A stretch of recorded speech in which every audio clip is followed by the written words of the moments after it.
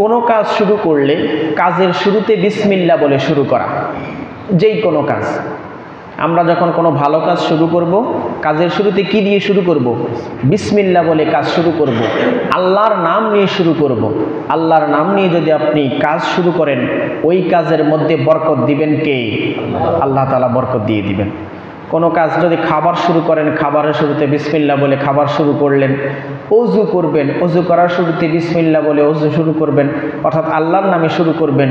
ব্যবসা বাণিজ্য দোকানপাট খুলবেন, বন্ধ করবেন, খোলার সময় আল্লাহর নাম নিয়ে খুলবেন, বিসমিল্লাহ বলে খুলবেন।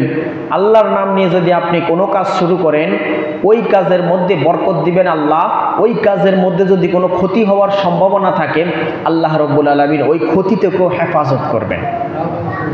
তা আমাদের সমাজের মধ্যে দেখা যায় যে মানুষ বিসমিল্লাহ দিয়ে কোনো কাজ শুরু করে না। যদি একটা দোকানে যদি সকালবেলা যান, বলে যে দোকান এই মাত্র খুলছে, এখনো পর্যন্ত যাত্রা বনে নাই, আপনাকে বাকিতে দেওয়া যাবে না, বলে না? এটা হচ্ছে কুসংস্কার, অপসংস্কৃতি। এমন কুসংস্কার আমরা মানি না। মুসলমান যখন ঘুম থেকে উঠবে, ঘুম থেকে ওঠার পর ওযু করে যখন নামাজ পড়ে, ফজরের নামাজ পড়বে, ঘুম থেকে যখন উঠবে, ওযু করবে, নামাজ পড়বে, তখনই তার জীবন শুরু হয়ে গেছে, তখনই তার যাত্রা শুরু হয়ে গেছে। মানুষকে রিজিক দেওয়ার মালিক আল্লাহ, রিজিক কমিয়ে রাখার মালিক আল্লাহ। আমি আপনি যদি মনে করি খালি কলসি দেখলে আমার মনে হয় আজকে বনবে না, এরকম যদি নিজে মনে করি, তাহলে এটা হচ্ছে কুসংস্কার। এমন কুসংস্কার মানা যাবে না।